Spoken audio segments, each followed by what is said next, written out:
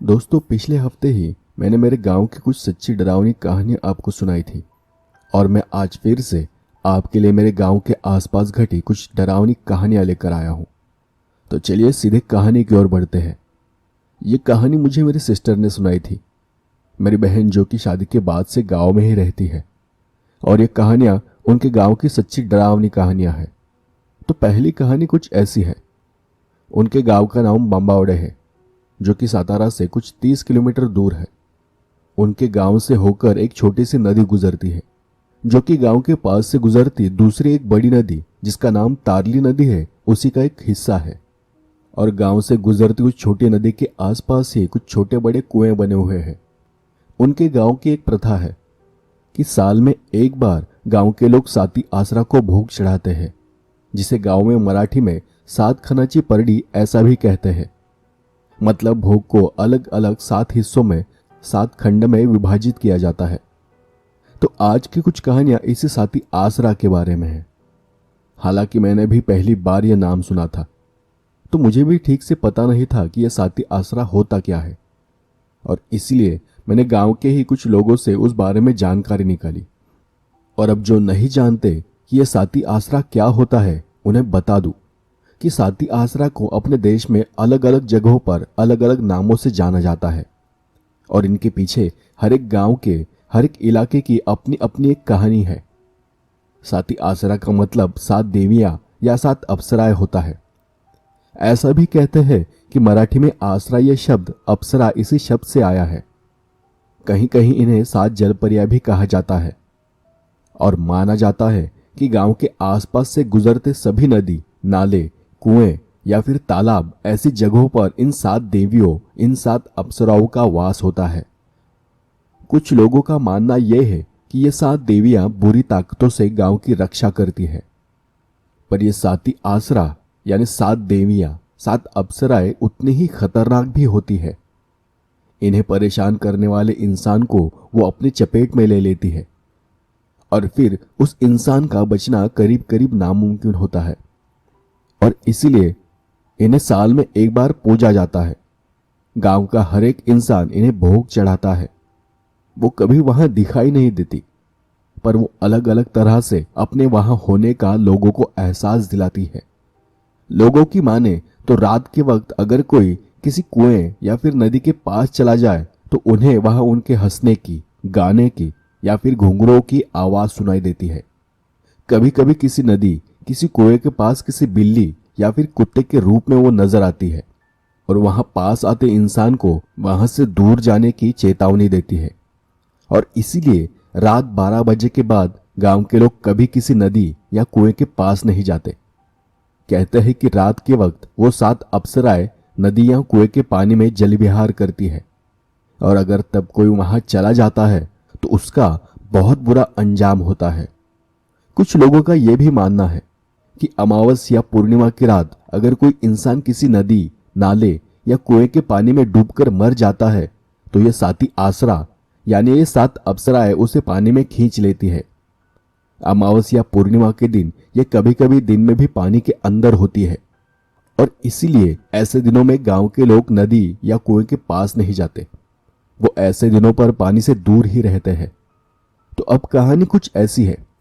मेरी बहन के गांव में हर साल की तरह पिछले साल भी साती आसरा यानी उन 7 अप्सराओं को भोग चढ़ाया जा रहा था। उनके गांव के हर एक घर से नदी या कुएं के पास भोग चढ़ाया जा रहा था। तब उस रात उनके गांव का एक लड़का अपने घर से भोग चढ़ाने निकल पड़ा। वो लड़का गांव से गुजरती उस छोटी नदी के पास बने एक कुएं के पास चला गया। वहां जाकर उसने कुएं के पास भोग रख दिया और जैसे घर वालों ने बताया था उस तरह से प्रार्थना करने लगा। पर अचानक न जाने उसे क्या हो गया। वो अगले ही पल वहां नीचे जमीन पर गिर पड़ा और पास के कीचड़ में किसी जानवर की तरह लुढ़कने लगा। और फिर अचानक ही वो पास की मिट्टी और कीचड़ को अपने पूरे शरीर पर मलने लगा। बहुत देर तक वो वहीं उसी कीचड़ में लेटा रहा और फिर वो अचानक एकदम से सीधा खड़ा हो गया। वैसी ही हालत में वो सीधे अपने घर चला गया। जब वो घर पहुंचा तो घर वाले उसकी हालत देख बहुत चौंक गए। उसका पूरा बदन मिट्टी और कीचड़ से भरा हुआ था, तो उन्होंने उससे पूछा कि क्या हुआ, किसी से झगड़ा वगैरह हुआ या फिर कहीं गिर विर गए थे। तो उसने अपनी गर्दन उठाते हुए उनकी ओर देखा और बस इतना ही कहा, मैं 2 दिन में मरने वाला हूं, बचा सकते हो तो बचा लो। और ऐसा कहकर वो चुपचाप घर के एक कोने में जाकर बैठ गया। कुछ देर तो उन्हें कुछ समझ ही नहीं आया कि वो ऐसे क्यों बोल रहा है, पर तब उन्हें ध्यान आया कि वो तो कुएं के पास भोग चढ़ाने गया था और उन्हें समझ आ गया कि शायद साथी आसरा ने यानी 7 अप्सराओं ने उसे अपनी चपेट में ले लिया है। उनका उसे श्राप लग गया है और इसीलिए वो ऐसी अजीब हरकत कर रहा है। तब उसके घर वाले बहुत बुरी तरह से डर गए और वो उसी रात अपने लड़के को लेकर गांव के भगत के पास चले गए और उन्हें उनके लड़के के साथ हुए उस हादसे के बारे में बताया। तब भगत ने कहा कि आज पूर्णिमा की रात है तो रात खत्म होने दो, शायद जो भी चीज उस लड़के पर सवार है वो अपने आप ही उतर जाए, और वैसे भी अब वो बहुत ताकतवर होगी तो उस पर कोई उपाय काम भी नहीं करेगा, उल्टा कोई उपाय करने से उसकी जान को खतरा हो सकता है। भगत की बात सुनकर घर वालों ने उसे गांव के ही एक मंदिर में सुला दिया, पर वो रात भर सोया नहीं। वो बस मंदिर के कोने में अपने घुटनों के बीच सर को छुपाए बैठा रहा, जैसे वो किसी चीज से डर रहा था। उसके बाद पूर्णिमा की रात खत्म होने के दूसरे दिन भगत ने उस लड़के से पूछा कि तुम कौन हो और तुम्हें क्या चाहिए। तो उस लड़के ने उनकी बात का कोई जवाब नहीं दिया और बस इतना ही कहा कि मैं जल्द ही मरने वाला हूं। और तब भगत समझ गया कि वो जो कोई भी चीज है वो अब भी उस पर सवार है और उस लड़के की जान लिए बिना वो नहीं जाएगी। तब भगत ने उस दिन उस लड़के पर कुछ उपाय करके देखे, पर उनका उस पर जरा भी असर नहीं हुआ। वो बस एक कोने में बैठ सब देख रहा था और बार बार वो एक ही बात दोहराता रहा कि कुछ भी कर लो पर मेरी मौत तय है, मैं जल्द ही मरने वाला हूं। आखिरकार भगत भी सारे उपाय करके थक गया। उसे पता चल गया था कि उस लड़के की जान कभी भी जा सकती है। उसके बाद उस लड़के के घर वालों ने एक तांत्रिक को भी घर पर बुला लिया। उन्होंने सोचा कहीं भूत वूत का मामला हो सकता है, तो तांत्रिक ने भी उसे देखा और अपने हिसाब से उस पर कुछ तंत्र मंत्र कर कर देख लिया, पर उस लड़के की हालत में कोई सुधार नहीं आया। वो जैसे घर आया था अब भी बिल्कुल वैसे के वैसा ही था। कोई भी उसे कुछ भी पूछता या कुछ कहता तो उसका एक ही जवाब मिलता था, मैं जल्द ही मरने वाला हूं। उसने रात घर वापस आने के बाद से न खाना खाया था और न ही एक बूंद पानी पिया था। तांत्रिक को दिखाने के बाद उसके घर वाले फिर भगत के पास चले गए। तब भगत ने उसके घर वालों को उस लड़के को लेकर किसी एक देवी के मंदिर ले जाने का सुझाव दिया, जो कि उन 7 अप्सराओं में से किसी एक देवी का मंदिर था। उस मंदिर ले जाकर उस देवी की पूजा करने को कहा और उस लड़के के हाथों से देवी की आरती करवाकर देवी से माफी मांगने को कहा। भगत की माने तो यह आखिरी उपाय था जिससे शायद उस लड़के की जान बच सकती थी। अब मैं उस मंदिर का नाम यहां नहीं बता सकता क्योंकि नाम बताने से मुझे मना कर दिया है। तो उसी वक्त भगत के कहने के मुताबिक उस लड़के के घर वाले उसे लेकर निकल पड़े। वो लड़का रास्ते भर भी चुपचाप बैठा रहा, जैसे कि वो जानता था कि उसे कोई बचा नहीं सकता। पर उसके घर वालों को एक आखिरी उम्मीद थी कि शायद अगर उस देवी ने उसे माफ कर दिया तो वो बच जाएगा। और वो सब दूसरे दिन सुबह उस मंदिर पहुंच गए। जब वो वहां पहुंचे तब कुछ ही देर में देवी की पूजा शुरू होने वाली थी। तो उन्होंने जाकर मंदिर के पुजारी को उस लड़के के बारे में और उसके साथ हुई उस घटना के बारे में बताया। पुजारी ने उनकी बात सुनकर उस लड़के के लिए एक अलग से पूजा की तैयारी करना शुरू किया। वो लड़का तब भी उस मंदिर के कोने में बैठा हुआ था। सारी तैयारियां होने के बाद पुजारी ने उसे आगे बुलाया, पर वो अपनी जगह से हिलने को राजी नहीं था। आखिरकार उस लड़के के घर वाले उसे जबरदस्ती पकड़कर देवी के सामने लेकर चले गए। पुजारी ने किसी घर वाले के हाथ में पूजा की थाली दे दी और फिर उस लड़के को और उसके घर वालों को उस देवी की आरती करने को कहा और उसके बाद देवी से माफी मांगने को कहा। उसके घर वालों ने किसी तरह उस लड़के के हाथ में थाली पकड़ा दी और तब उन्हें झटका सा लगा, और जब वो आरती कहना शुरू ही करने वाला था अगले ही पल वो लड़का नीचे फर्श पर गिर पड़ा। वो आरती कहने से पहले ही मर चुका था। उसके बाद उसके घर वालों ने उसे उठाने की बहुत कोशिश की, पर कुछ पल में ही उसकी सांस पूरी तरह से रुक गई थी और उसने उसी जगह अपनी जान छोड़ दी। दोस्तों, अब पता नहीं कि सच क्या है। आखिर तक किसी को कुछ पता नहीं चला कि उस लड़के को क्या हुआ था। कुछ लोगों का यह भी मानना था कि उसे अस्पताल लेकर जाते तो शायद वो बच भी जाता, पर उस लड़के की जैसी हरकतें थी, उनका यही मानना था कि उसे कोई डॉक्टर ठीक नहीं कर सकता। तो दूसरे कुछ लोगों की माने तो हर साल की तरह साती आसरा यानी 7 देवियों को जो भोग चढ़ाया जाता है, वो 7 अलग अलग हिस्सों में 7 अलग अलग खंड में चढ़ाया जाता है। पर उस मरने वाले लड़के के घर वालों ने जाने अनजाने में बस 5 हिस्सों में साती आसरा को भोग चढ़ाया था और इसीलिए उस लड़के पर देवी का कोप हुआ था। उन देवियों का उसे श्राप लगा था और इसीलिए उसे कोई भी बचा नहीं पाया। अब ये दूसरी कहानी 2 दोस्तों की कहानी है।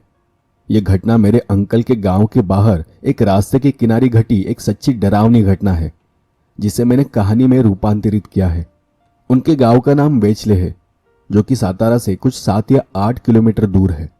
साल 2013 की गर्मियों के दिन थे। उनके गांव के 2 लड़के तब दूसरे किसी गांव में क्रिकेट का टूर्नामेंट खेलने चले गए थे। एक का नाम था नीलेश और दूसरे को गांव में नाना कहकर बुलाते थे। अब टूर्नामेंट खत्म कर और दोस्तों के साथ पार्टी कर वो दोनों अपने गांव वापस आने निकल पड़े। उन्हें वापस अपने गांव आते आते बहुत रात हो गई थी। तब दोनों साइकिल चलाते हुए आ रहे थे।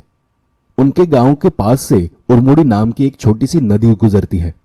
तब नाना को बीच रास्ते में ही बहुत जोर की टॉयलेट आई और तब नाना ने साइकिल को जगह पर ही रोक दिया और वही रास्ते के किनारे जाकर खड़ा हो गया। अब नाना जहां टॉयलेट करने खड़ा था, उसके आगे ही एक थोड़ी गहरी जगह थी। वो जगह कुछ 10 से 15 फीट गहरी थी और वहीं से थोड़ा आगे नदी का पानी बह रहा था। उन दिनों गर्मियों का मौसम था, तो इसलिए नदी में ज्यादा पानी नहीं था। तो नाना जब वहीं खड़ा होकर टॉयलेट कर रहा था, तब अचानक उसका मोबाइल बज उठा। उसके मोबाइल पर किसी का मैसेज आया था। उसने टॉयलेट करते हुए ही अपनी जेब से मोबाइल निकालने की कोशिश की और उसी चक्कर में मोबाइल उसके हाथ से छूटकर नीचे गिर पड़ा। तो नाना के मुंह से निकल गया, अबे यार, क्योंकि मोबाइल वहां से सीधे 10-15 फीट नीचे गहराई में जाकर गिर पड़ा था। अब अंधेरा तो था, पर चांदनी रात की वजह से आसपास ठीक ठाक नजर आ रहा था। तो नीलेश ने उससे पूछा कि क्या हुआ। तो नाना बोला, अरे मोबाइल हाथ से फिसल कर नीचे गिर गया है, तो यहीं रुक, मैं नीचे जाकर मोबाइल लेकर आता हूं। और ऐसा कहकर नाना आसपास की झाड़ियों को पकड़ते हुए नीचे उतर गया। तब नीलेश ने साइकिल को साइड में खड़ा कर दिया और ऊपर से झुककर नीचे देखने लगा। तभी नीलेश को अचानक ही पीछे साइकिल की घंटी सुनाई दी। नीलेश उस आवाज को सुन कुछ सेकंड्स के लिए चौंक गया और उसने पीछे मुड़कर देखा तो वहां कोई नहीं था। साइकिल अपनी जगह पर ही खड़ी थी। उसने वापस अपने सामने देखा तो नाना किसी भूत की तरह बिल्कुल उसके सामने आकर खड़ा हो गया था। उसे सामने ऐसे खड़ा देख नीलेश को झटका सा लगा और तब नीलेश ने पीछे हटते हुए उससे पूछा, अरे क्या हुआ, मोबाइल मिला? नाना ने जवाब दिया, हाँ, चल अब घर चलते हैं। और इतना कहकर नाना साइकिल के पास जाकर खड़ा हो गया। इस बार नीलेश ने साइकिल निकाली और पेडल मारते हुए वो रास्ते से चलाने लगा। नाना साइकिल के पीछे कैरेज पर बैठा हुआ था। नीलेश तब उससे टूर्नामेंट के बारे में बातें किए जा रहा था, पर तब नीलेश ने महसूस किया कि नाना जब से उस जगह से ऊपर आया है, वो पहले जैसे बात नहीं कर रहा। नाना नीलेश की हर बात का बस ऐसे करके जवाब दे रहा था। बाकी वो चुपचाप बैठा हुआ था। नीलेश ने 1-2 बार कुछ सवाल कर कर भी देख लिए, पर नाना ने उसकी किसी बात का कोई जवाब नहीं दिया। और तब नीलेश ने कहा, अरे नाना, तेरे मोबाइल से मेरे घर पर एक फोन लगाना। लेकिन उसे फिर भी पीछे से कोई जवाब नहीं आया। उसे अभी तक यही लग रहा था कि नाना उसके पीछे बैठा हुआ है। और अगले पल उसे वो साइकिल एकदम से हल्की लगने लगी। तो नीलेश ने उसी जगह साइकिल को रोक दिया और अपने पीछे देखा तो नाना साइकिल के पीछे नहीं था। उसे थोड़ा अजीब लगा, क्योंकि उसने तो नाना को पीछे बैठते देखा था, लेकिन अब वो वहां कहीं नहीं था। तो नीलेश को लगा शायद नाना बात करते करते कहीं बीच में तो नहीं उतर गया। तो नीलेश फिर से नाना को आवाज देते हुए उसी रास्ते से पीछे पीछे जाने लगा, पर उसे नाना न कहीं दिखाई दे रहा था और न ही उसका कोई जवाब आ रहा था। आखिरकार नाना को ढूंढते हुए नीलेश फिर उस जगह पर आ पहुंचा जहां नाना नीचे नदी के पास उतरा था, और उसने फिर से नाना को आवाज दी, नाना, ए नाना, कहाँ है रे तू? और तब उसे नाना का जवाब आया, नीलेश, नीलेश मुझे बचा ले यार, मुझे बचा ले। नीलेश ने अपने आसपास देखा, पर आसपास तो नाना कहीं नजर नहीं आ रहा था। तो उसने फिर से आवाज दी, अबे नाना, अबे किधर है तू? तो उसे फिर से वही आवाज आई, नीलेश, नीलेश मुझे बचा ले यार, मुझे बचा ले, मैं मरने वाला हूं। और तब नीलेश को महसूस हुआ कि वो आवाज उसी जगह से आ रही है जहां नाना कुछ देर पहले नीचे उतरा था। और फिर नीलेश ने भी डरते हुए वहां उन झाड़ियों के बीच से झुककर नीचे देखा, तो वहां का नजारा देख उसकी आंखें बड़ी बड़ी हो गई। डर की वजह से उसकी नस नस कांप उठी। वहां नीचे एक बूढ़ी औरत अपने पैर फैलाकर बैठी हुई थी और नाना का सर उसकी गोद में था। वो बूढ़ी औरत नाना के सर को सहला रही थी। नाना किसी मरे हुए इंसान की तरह वहां पड़ा हुआ था और बीच बीच में ही वो अपने पूरे बदन को जोर जोर से झटक रहा था। वो देख नीलेश की हालत भी खराब हो गई। उसे समझ ही नहीं आ रहा था कि अब क्या करूं और नाना को कैसे बचाऊं। और अगले ही पल उस बुढ़िया ने नाना के सर को अपने एक पैर के नीचे दबाते हुए नीलेश की ओर देखा। नीलेश वो देख पसीना पसीना हो गया और फिर उस बुढ़िया ने कहा, हाँ ना, बचा ले अपने दोस्त को, हाँ ना, नीचे आ। और उस बुढ़िया की वो बात सुनकर नीलेश वहां से भाग खड़ा हुआ। उसने किसी तरह साइकिल उठाई और तेजी से गांव की ओर भागने लगा, पर कुछ ही पल में उसे वो साइकिल बहुत हेवी लगने लगी, जैसे कोई साइकिल पर पीछे बैठा हुआ था। नीलेश ने एक दो बार जोर लगाकर पैडल मारा, पर साइकिल और भी भारी होती चली जा रही थी। और फिर उसने मुड़कर पीछे देखा तो साइकिल के पीछे कैरेज पर नाना बैठा हुआ था और वो उसे देख अजीब तरह से हंस रहा था। वो देख नीलेश समझ गया कि अभी तक जो उसके साथ हो रहा था वो कोई भूतिया अनुभव है और नाना यहां है ही नहीं। उसने साइकिल को वहीं छोड़ दिया और गिरते पड़ते हुए वो वहां से भागने लगा। उसने भागते भागते पीछे मुड़कर देखा, पर पीछे वो साइकिल रास्ते के बीच में पड़ी हुई थी और वहां कोई नहीं था। नीलेश भागते हुए ही अपने गांव चला गया। जैसे ही वो गांव के अंदर पहुंचा, भूत भूत ऐसे चिल्लाते हुए ही वो नाना के घर चला गया। नीलेश की आवाज सुनकर लगभग सारा गांव जाग चुका था। नाना के घर जाकर उसने हाँफते हुए ही उसके घर वालों को वो घटना बताई। लोग भागकर ही अपने घरों से बाहर निकले और हाथ में जो भी मिला वो लेकर उस नदी की ओर चले गए। जब वो वहां पहुंचे तब नीलेश ने उन्हें वो जगह दिखाई जहां उसने नाना को उस बुढ़िया की गोद में देखा था। लोगों ने नीचे जाकर ढूंढा तो नाना वहीं पत्थरों के बीच बेहोश पड़ा हुआ था और तब उसका बदन आग की तरह जल रहा था। उसे बहुत तेज बुखार था और वो बार बार अपने शरीर को झटक रहा था। तब लोग उसे जल्दी से सरकारी अस्पताल लेकर चले गए। नाना की हालत देखने के बाद यहां नीलेश भी बहुत बीमार पड़ चुका था। उसने तो खाना पीना तक छोड़ दिया था। उस सदमे से उभरने में उन्हें करीबन 4 से 6 महीने लगे। नाना को तो ज्यादा कुछ याद नहीं था, पर नीलेश ने वो सब अपनी आंखों से देखा था तो वो नाना से ज्यादा डरा हुआ था। असल में नदी के उस पार का हिस्सा एक दूसरे गांव का मरघट था और वो जगह ऐसी थी जहां अस्थियों का विसर्जन किया जाता था, जहां मरे हुए लोगों का पिंडदान किया जाता था। नाना ने जल्दी जल्दी में इस बात को नजरअंदाज कर दिया था कि वो किस जगह पर खड़ा है और उसी का खामियाजा उसे भुगतना पड़ा। वो आज भी उस नदी के पास जाने से डरता है और आज भी वहां से गुजरते हुए उसकी नजर अपने आप ही नदी के किनारे चली जाती है। दोस्तों, ये तीसरी कहानी उसी गांव की है जहां पहले वाली कहानी में एक लड़के की मौत हुई थी। यह कहानी साल 2000 या साल 2001 के बीच की है, जब मेरी बहन की नई नई शादी हुई थी और उसे गांव जाकर बस कुछ ही महीने या शायद साल हुआ था। और अब जैसे कि हर गांव में मेला लगता है तो उनके गांव में भी हर बार की तरह मेला लगा हुआ था और उस दौरान गांव के कुल देवी या कुल देवताओं की पूजा की जाती है। गांव गांव में जगराता का माहौल होता है, भजन कीर्तन गाए जाते हैं और भगवान की पूजा की जाती है। तब उस दिन भी आसपास के कुछ गांवों से कुछ लोग भजन सुनने उनके गांव आए हुए थे। वैसे तो ऐसे दिनों में बहुत से लोग आवाजाही करते हैं, पर जिनके साथ ये हादसा हुआ था वो कुछ 4 या 5 लोग थे, और उनके साथ एक 7 या 8 साल का छोटा लड़का भी था। उन्हें उस गांव भजन कीर्तन कर और खाना खाकर निकलने में बहुत रात हो गई थी। अब ज्यादातर गांव एक दूसरे से ज्यादा दूर नहीं होते थे, तो पुराने लोग चलकर या फिर साइकिल से ही एक गांव से दूसरे गांव चले जाया करते थे। वो लोग भी उस रात चलकर अपने गांव जा रहे थे। गांव के बाहर जाने वाला रास्ता उसी गांव से गुजरती एक नदी के पास से होकर गुजरता था। अब चांदनी रात थी, तो रास्ता साफ साफ दिखाई दे रहा था, और जब वो सब रास्ते से जा रहे थे तब वो छोटा लड़का बार बार पीछे मुड़कर देख रहा था। पर उनमें से किसी ने भी उस बात को नोटिस नहीं किया, और तभी उन्हें पीछे से घुंघरूओं की आवाज सुनाई दी। वो सब अपनी जगह पर ही रुक गए। अब वो 4-5 लोग थे, तो उन्हें उस आवाज को सुन ज्यादा डर तो नहीं लगा, लेकिन फिर भी उन्होंने पीछे मुड़कर देखा। उनके पीछे रास्ते के किनारे एक औरत खड़ी थी।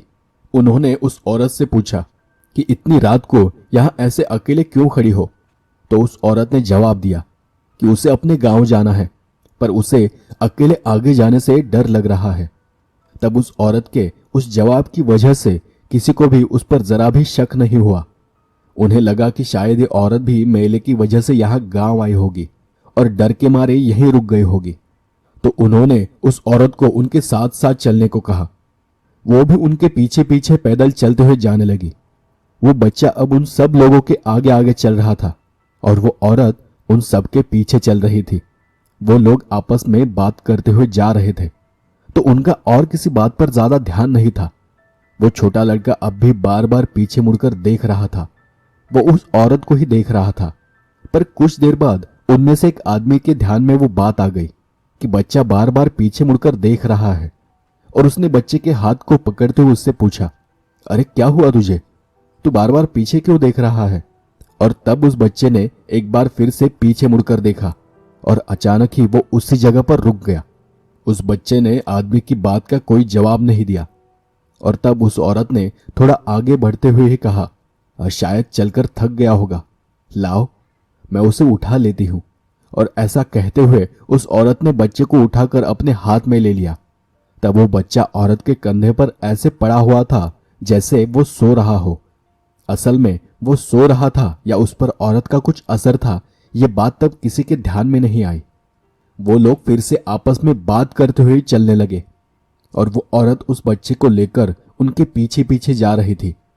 थोड़ा और दूर जाने के बाद उसी आदमी ने यह महसूस किया कि शायद उनके पीछे वो औरत चल नहीं रही, और उसने झट से पीछे मुड़कर देखा। पीछे देख सारे के सारे लोग हैरान रह गए। उनके पीछे कोई नहीं था। वो औरत उस बच्चे के साथ अचानक ही कहीं गायब हो चुकी थी। वो सभी लोग बहुत बुरी तरह से डरे हुए थे, और फिर उस बच्चे को आवाज देते हुए जोर जोर से पुकारने लगे, और वहीं आसपास उसे ढूंढने लगे। वो समझ नहीं पा रहे थे कि वो औरत अचानक कहाँ गायब हो गई। तभी किसी ने बीच में ही कहा, हम नदी के पास वाले रास्ते पर हैं, तो हमें नदी के पास जाकर देखना चाहिए, क्योंकि रात के वक्त नदी में डूबकर मरने वाले लोगों की आत्माएं पानी से बाहर आती है। और उसकी बात सुनकर वो सभी दौड़कर ही नदी के पास चले गए। जब वो वहां पहुंचे तो बच्चा पानी के बाहर किनारे पर ही पड़ा हुआ था, और एक सफेद परछाई नदी के बीचों बीच पानी के अंदर उतर रही थी। वो धीरे धीरे पानी के अंदर जा रही थी। उन्हें पता नहीं था कि वो बच्चा कैसे बच गया, पर वो लोग जल्दी से उसे उठाकर वहां से निकल गए।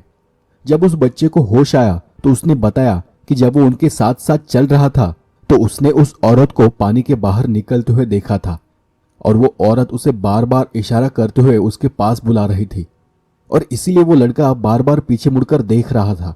तब उन लोगों का मानना था कि शायद साथी आसरा, मतलब उन 7 अप्सराओं ने उस बच्चे की जान बचाई थी, और इसीलिए वो आत्मा बच्चे को पानी के अंदर नहीं ले जा सकी। उसके कुछ दिनों बाद उन्हीं में से एक आदमी ने, जहां वो घटना हुई थी, उस गांव के लोगों से उस हादसे के बारे में बात की। तब उसे पता चला कि उस औरत की उसी नदी के पानी में डूबकर मौत हो गई थी। एक दोपहर वो औरत उसी नदी के पास कपड़े धोने के लिए चली गई थी।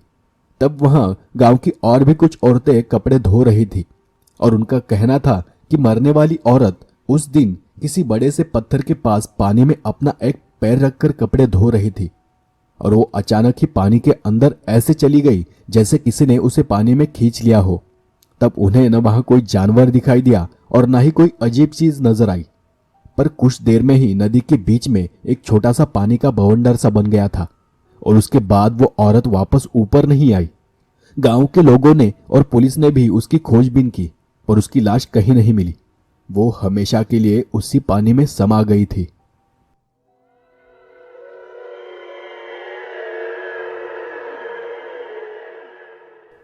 ये कहानी एक काल्पनिक कहानी है। भले ही ये कहानी मैंने सुनी एक घटना पर आधारित है, पर इसके बारे में मेरे पास ज्यादा जानकारी नहीं है। ये बस एक घटना थी जिसे मैंने कहानी का रूप दिया है। असल में वो घटना कुछ ऐसी थी कि हमारे गांव के आसपास ही एक औरत को बहुत साल से बच्चा नहीं हो रहा था, और फिर बच्चा पाने की जिद में उसने एक बहुत ही खतरनाक तरीका अपनाया और उसके बाद उसे बच्चा तो हुआ, पर वो बच्चा अपने साथ साथ उसकी मां के लिए और कई आफतें लेकर आया। और इसी घटना को लेकर मैंने एक कहानी लिखी है। ये कहानी शुरुआत में शायद डरावनी न लगे, पर कहानी जैसे जैसे आगे बढ़ेगी डर भी बढ़ता चला जाएगा। तो ये कहानी छाया की है। छाया और उसका पति नागेश एक छोटे से गांव में रहा करते थे, जो कि बहुत ही पिछड़ा इलाका था। वहां ज्यादातर पिछड़े और गरीब लोग रहा करते थे। छाया तब आसपास के गांवों में जाकर बड़े अमीर लोगों के घर बर्तन मांजती थी, और नागेश उसी गांव में या आसपास के गांव में जो भी छोटा मोटा काम मिलता वही कर लेता था। छाया और नागेश की शादी को अब 9 साल हो चुके थे, और इतने सालों बाद भी उन्हें कोई बच्चा नहीं था। उस वजह से गांव की औरतें, बड़े बुजुर्ग लोग आते जाते उसे ताने दिया करते थे। वो एक ऐसे समाज में रहती थी जहां बच्चा होना औरत का सम्मान माना जाता है, और अगर किसी वजह से किसी को बच्चा न हो तो उस औरत को बांझ, कुल्टा ऐसे नामों से पुकारा जाता है। उसे जब भी कोई बच्चे को लेकर ताना देता तो वो रात रात भर रोया करती थी और अपने पति नागेश से बच्चे की मांग करती थी। पर नागेश भी अब उसकी बातों से तंग आ चुका था। वो चिढ़कर ही उसकी बात का जवाब देता था। कभी कभी तो गुस्से में वो उस पर हाथ भी उठा देता था, और तब छाया बस रोती रहती थी। ऐसे ही एक दिन वो हमेशा की तरह एक घर बर्तन मांजने चली गई थी। तब घर में बस घर का मालिक था, जो कि बहुत ही खड़ूस और गंदा दिमाग था, जिसकी उम्र 50 से 55 के करीब थी। छाया असल में तब उसके घर जाना नहीं चाहती थी, क्योंकि वो जानती थी कि उस आदमी की उस पर बुरी नजर है। पर छाया की मजबूरी थी। वहां कुछ 2-4 ही घर थे जहां वो काम किया करती थी, और उसे पैसे भी बहुत कम मिलते थे। और अगर गलती से भी किसी दिन छुट्टी कर लो तो फिर पैसे देते वक्त वो लोग बेवजह बहस करके ज्यादा पैसे काट लेते थे। तो वो उस घर के अंदर चली गई और बर्तनों को बाहर लाकर एक नल के पास ही बर्तन मांजने लगी। तब वो आदमी उसे देख अपने घर की चौखट में बैठ गया। वो बस छाया को घूरे चला जा रहा था।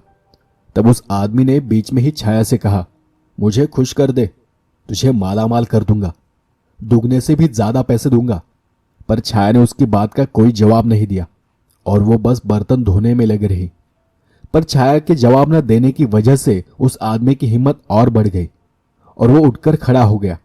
एक नजर उसने इधर उधर देखा कि आसपास कोई है तो नहीं, और फिर वो छाया की ओर चला गया। छाया के पीछे खड़े होकर उसने कहा, देख आज घर में कोई नहीं है, बस कुछ ही देर की तो बात है, एक बार हाँ कर दे, फिर तुझे जिंदगी भर किसी और के घर जाकर बर्तन मांजने की जरूरत नहीं पड़ेगी। और ऐसा कहकर उसने छाया की पीठ को हाथ लगाने की कोशिश की। छाया अपना बदन चुराते हुए थोड़ी आगे खिसक गई। वो अच्छी तरह से जानती थी कि ये बड़े अमीर लोग हैं, अगर ये चाहे तो भगवान को भी खरीद ले। और छाया भी तब कोई झगड़ा नहीं चाहती थी, क्योंकि झगड़ा करते भी तो क्या, उसका ही नाम खराब हो जाता और ऊपर से कोई उसे काम भी नहीं देता। तो वो बस अपना काम खत्म कर चुपचाप वहां से जाना चाहती थी। पर जब छाया थोड़ा आगे खिसक गई तो उस आदमी ने गुस्से में ही कहा, किस बात का घमंड है तुझे, बांझ कुल्टा कहे की, मैं जानता हूं कि तुझे बच्चा चाहिए, एक बार मेरे साथ चल, तुझे बच्चा ना दिया तो फिर बोलना, पैसे भी मिलेंगे और बच्चा भी। और ऐसा कहते हुए उस आदमी ने फिर से उसे पीठ पर छूने की कोशिश की, और तभी बाहर गेट के पास खड़ी एक बुढ़िया उस आदमी पर चिल्लाई, पीछे हट, पीछे हट कुत्ते, अपना हाथ हटा। बुढ़िया की आवाज सुनकर वो आदमी डरकर पीछे हट गया।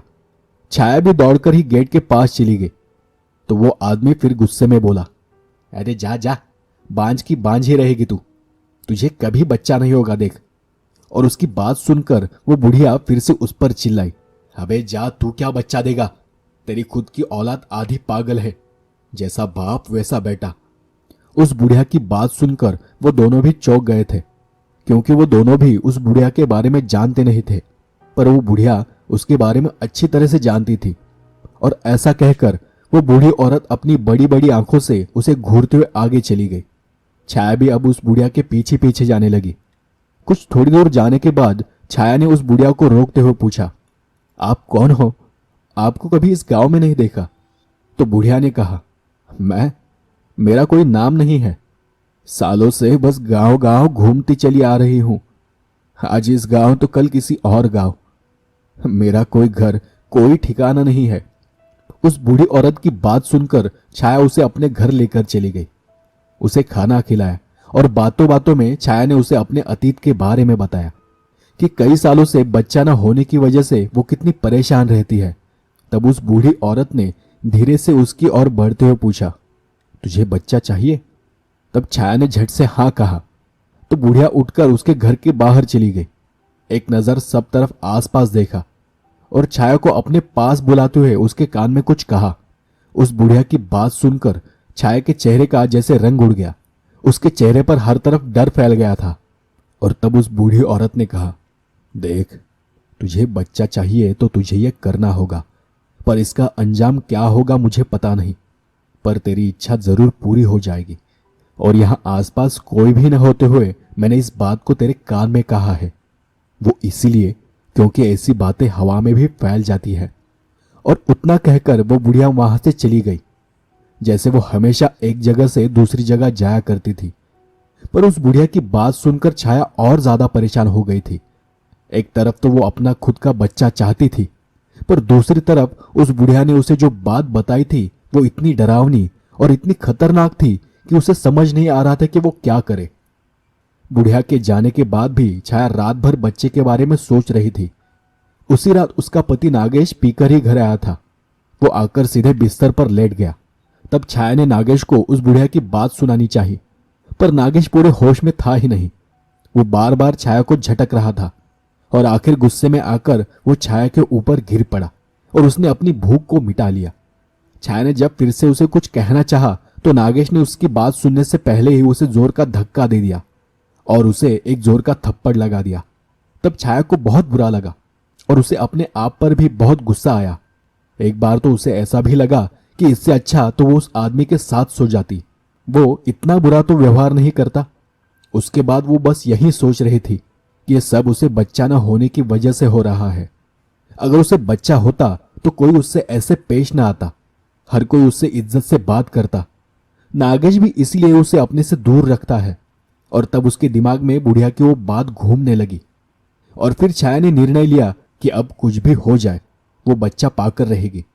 उस रात उसने नागेश के सोने का इंतजार किया। वैसे भी नागेश पीकर घर आया था, तो बिस्तर पर लेटते ही वो जैसे बेहोश सा हो गया था।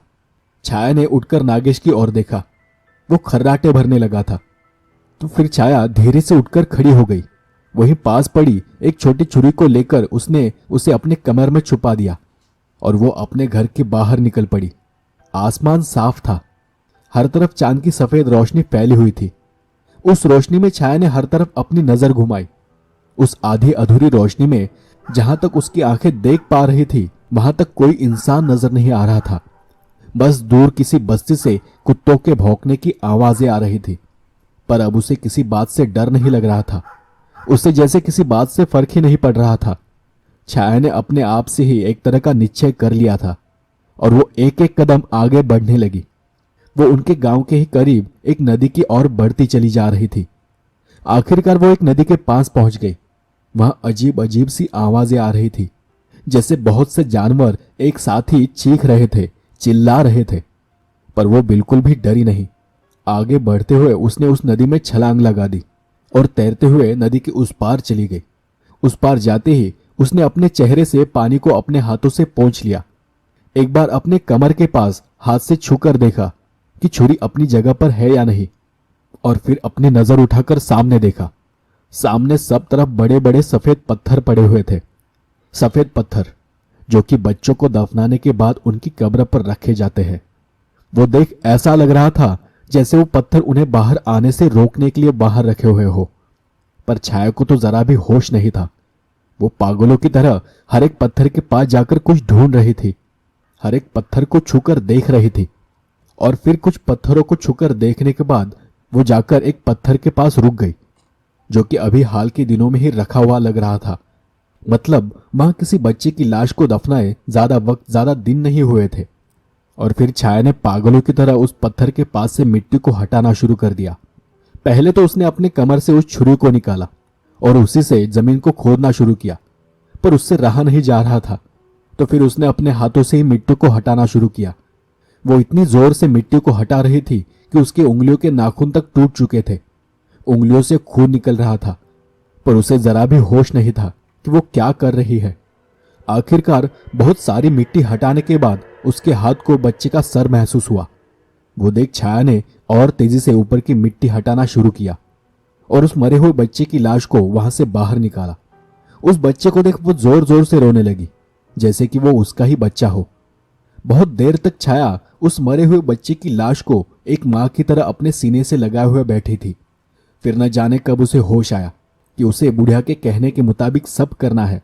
और फिर उसने रोते हुए ही उस बच्चे को अपनी गोद से नीचे जमीन पर रख दिया। वहीं पड़ी छुरी को उठाकर उसने उस बच्चे की उंगली काट ली और उसे निगल गई। कुछ पल के लिए उसे उल्टी जैसा महसूस हुआ, पर फिर भी अपनी आंखें बंद कर वो उस मांस के टुकड़े को अपने गले से नीचे उतार रही थी।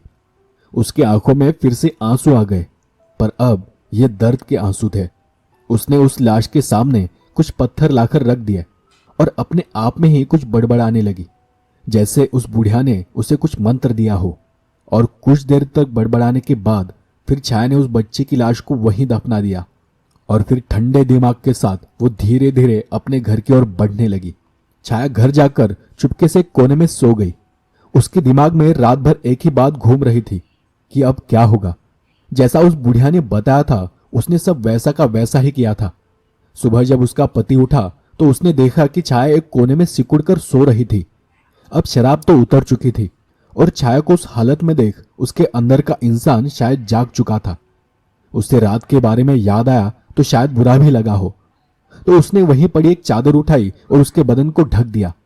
तब उसका हाथ जब छाया के शरीर को लगा तो उसने देखा कि छाया का बदन तो बुखार से जल रहा है। तो वो छाया को वैसे ही उठाकर पास के गांव के ही एक हॉस्पिटल में लेकर चला गया। वहां गया तो डॉक्टर ने छाया को दिन भर एडमिट कर लिया और उसका इलाज किया। तब डॉक्टर ने नागेश को बताया कि उसकी पत्नी पेट से है, वो प्रेग्नेंट है और इसीलिए शायद उसे बुखार आया हो। नागेश डॉक्टर की बात सुनकर बहुत खुश हुआ था और फिर उसने वो बात छाया को बताई। उस बात को सुनकर पहले तो छाया बहुत खुश हो गई, पर कुछ ही देर में उसकी खुशी कहीं गायब सी हो गई। उसके दिमाग में बार बार वो रात वाली बात आने लगी। उसे समझ में नहीं आ रहा था कि यह सब इतनी जल्दी कैसे हो सकता है। कल ही रात तो उसने वो सब किया था, पर फिर भी उसने वो बात नागेश को नहीं बताई। धीरे धीरे दिन बीतते चले गए। नागेश ने छाया की अच्छी तरह से देखभाल की, पर उस दौरान उन्होंने एक अजीब बात महसूस की कि छाया का पेट 2 महीनों में ही बहुत बढ़ गया था। पर उन्हें लगा कि शायद जुड़वा बच्चे होने वाले हो और उन्होंने उस बात पर ज्यादा ध्यान नहीं दिया। और बस कुछ 4 ही महीने हुए थे कि छाया के पेट में बहुत जोर का दर्द उठा। उसकी हालत इतनी खराब थी कि उसे हॉस्पिटल लेकर जाने तक का वक्त नहीं था। तो गांव की कुछ औरतों ने पुराने तरीके से ही छाया की डिलीवरी करने का निर्णय लिया। घर के अंदर छाया की डिलीवरी चल रही थी, पर बाहर नागेश डिलीवरी को लेकर बहुत परेशान था और घबराया हुआ था।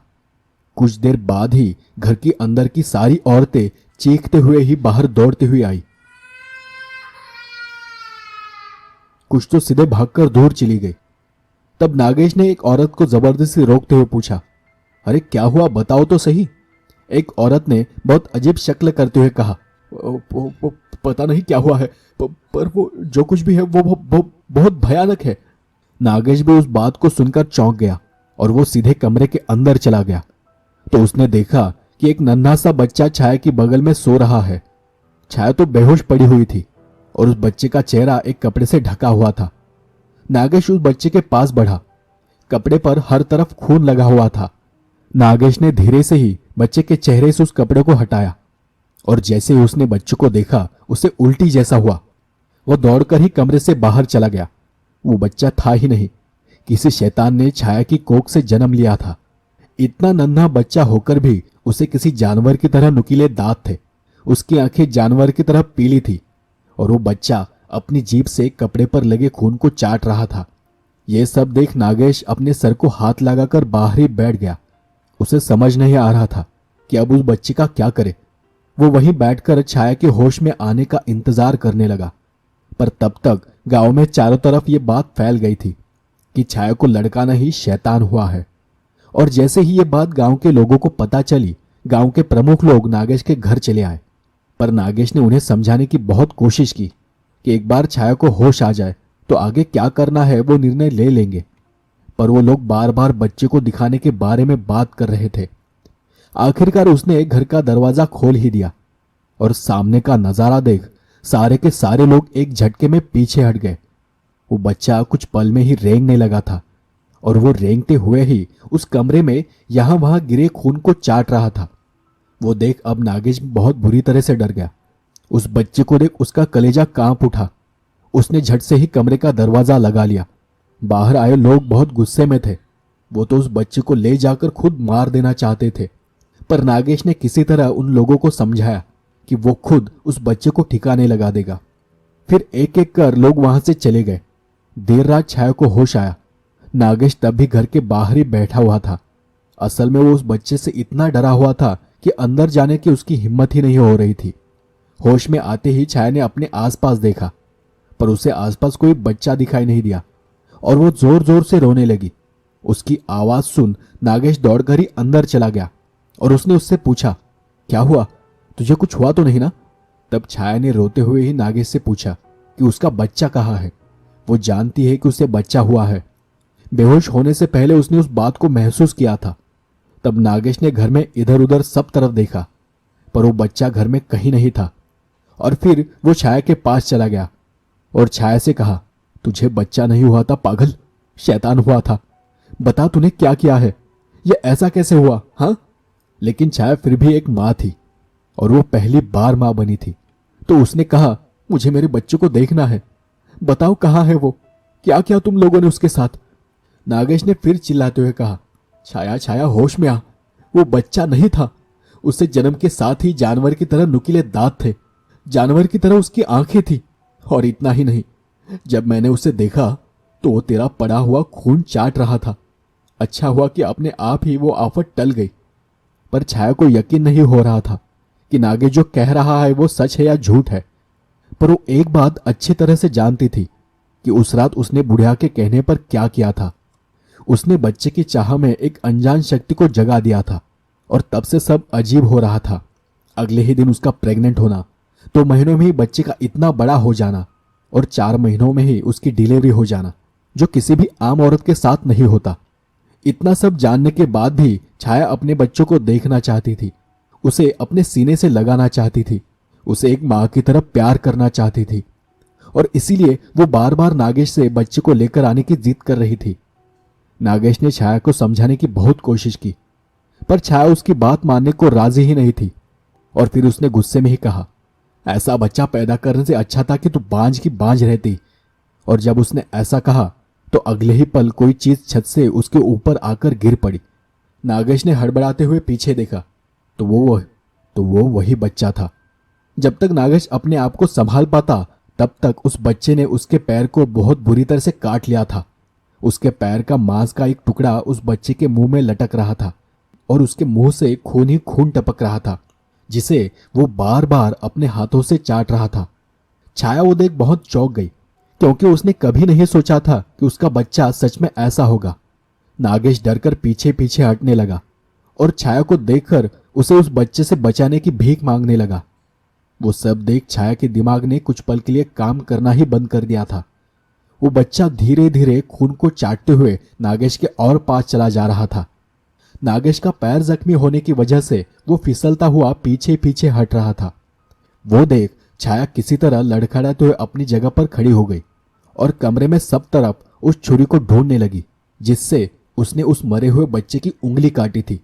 वो बच्चा और तेजी से नागेश के पास चला गया और उसने फिर से एक बार अपने नुकीले दांतों से उसके पैर का एक टुकड़ा काट लिया। अब नागेश बहुत जोर से चिल्लाया। यहां छाया अब भी उस छुरी को ढूंढ रही थी। नागेश दर्द के मारे वहां तड़प रहा था। वो अपने हाथों के बल पीछे पीछे हट रहा था। असल में उसके हाथ भी इतनी जोर से कांप रहे थे कि उसका हिलना भी मुश्किल हो गया था।